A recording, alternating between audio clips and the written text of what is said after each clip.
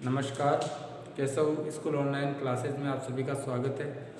आज हम हिंदी अनिवार्य के टॉपिक के विषय में बात करेंगे। भाषा, लिपि, भाषा व्याकरण एवं लिपि। इस टॉपिक के अंतर्गत हम आज चर्चा करेंगे। ये हिंदी अनिवार्य में इस टॉपिक के लिए 2 अंक निर्धारित हैं। 2 अंक के प्रश्न यानी एक नंबर के 2 प्रश्न इसमें से पूछे जाते हैं। ये हिंदी अनिवार्य का एक टॉपिक है। व्याकरण के अंतर्गत इसमें पूछा जाता है। हिंदी भाषा की व्याकरण और लिपि का परिचय इसमें पूछा जाता है। सबसे पहले बात करें हम भाषा की। भाषा किसे कहते हैं, भाषा क्या है? तो हम भाषा की जो सीधे अर्थ में बात करें तो हमारे जो विचार हैं, हमारे भावों का जो आदान प्रदान है, जिस माध्यम के द्वारा किया जाता है उसे हम भाषा कहते हैं। यानी विचारों के अभिव्यक्ति का वो माध्यम, यानी विचारों की अभिव्यक्ति जब हम अपने भावों या विचारों की अभिव्यक्ति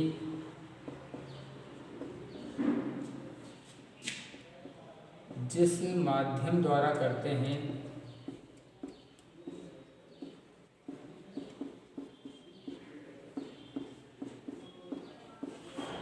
उसे भाषा कहते हैं।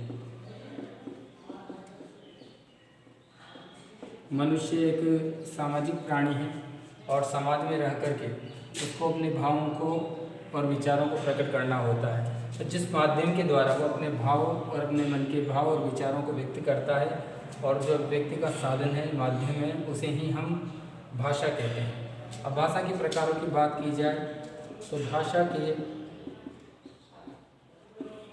मुख्य रूप से 2 प्रकार होते हैं।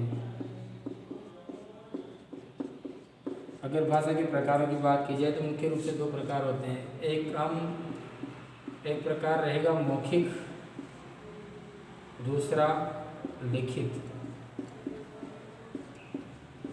मौखिक भाषा और लिखित भाषा, यानी जब हम अपने मन के भावों को मुख के द्वारा बोल करके प्रकट करेंगे, यानी अपने मन के भावों के अभिव्यक्ति हम अपने मुंह के द्वारा बोल करके अभिव्यक्त करेंगे तो मौखिक भाषा के अंतर्गत उसको दिया जाएगा। और जब हम अपने मन के भावों को लिख करके अभिव्यक्त करेंगे तो वह लिखित भाषा कहलाती है।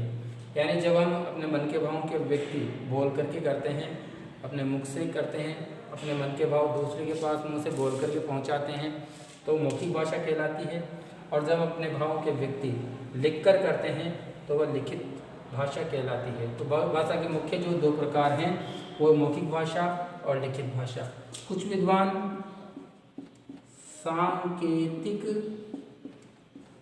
भाषा को भी इसका एक रूप मानते हैं। मुख्य रूप से 2 माने जाते हैं, लेकिन कुछ विद्वान सांकेतिक, इस रूप सांकेत यानी संकेत के माध्यम से जब अपने भावों के व्यक्ति देते हैं तो उसे भी इसके अंतर्गत लिया जाता है। सांकेतिक भाषा को भी भाषा के प्रकारों में गिना जाता है। लेकिन मुख्य रूप से प्रकारों की बात की जाए तो मुख्य रूप से भाषा के 2 प्रकार होते हैं। मौखिक भाषा, जब अपने मन के भावों के व्यक्ति हम मुंह के द्वारा बोल करके मुख से प्रकट करते हैं तो मौखिक भाषा कहलाती है। जब अपने भावों के व्यक्ति हम लिखित रूप से करते हैं तो लिखित भाषा कहलाती है। और जब संकेत के माध्यम से अपने विचारों के व्यक्ति देते हैं तो सांकेतिक भाषा का भी इसमें भाग माना जाता है। तो ये भाषा के प्रकारों की बात हुई। अब हम आगे बात करते हैं कि भाषा किसे कहते हैं। इसमें एक भाग आता है भाषा और बोली।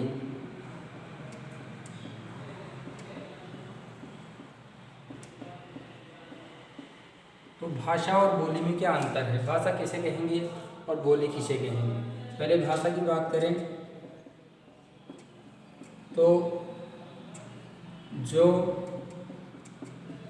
विस्तृत क्षेत्र में, विस्तृत यानी बड़ा भूभाग, फैला हुआ भूभाग, फैला हुआ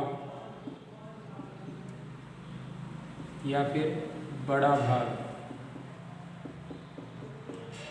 में बोली जाती है।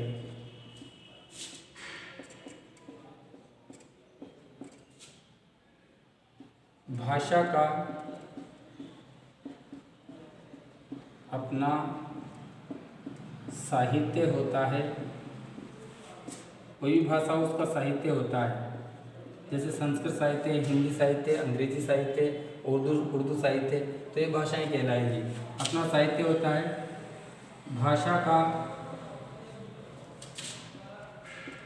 अपना शब्दकोश होता है, शब्दकोश भी होता है, शब्दों का भंडार होता है। कोई भी भाषा उसमें अनेक प्रकार के शब्द होते हैं, तो शब्दकोश होता है।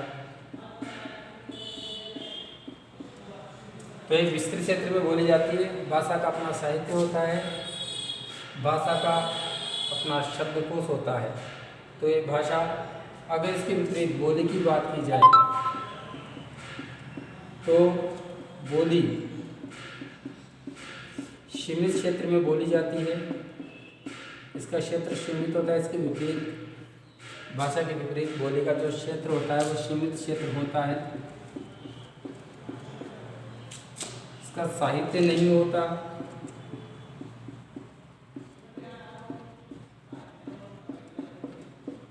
बोली का कोई साहित्य नहीं होता है, न ही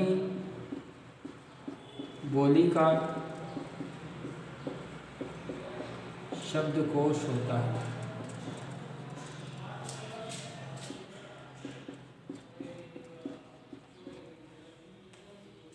तो यहाँ हम भाषा और बोली में अंतर देखेंगे। जो विस्तृत क्षेत्र यानी फैले हुए बड़े क्षेत्र में बोली जाती है, जिसका अपना साहित्य होता है, जिसका अपना शब्दकोश होता है, तो भाषा कहलाती है।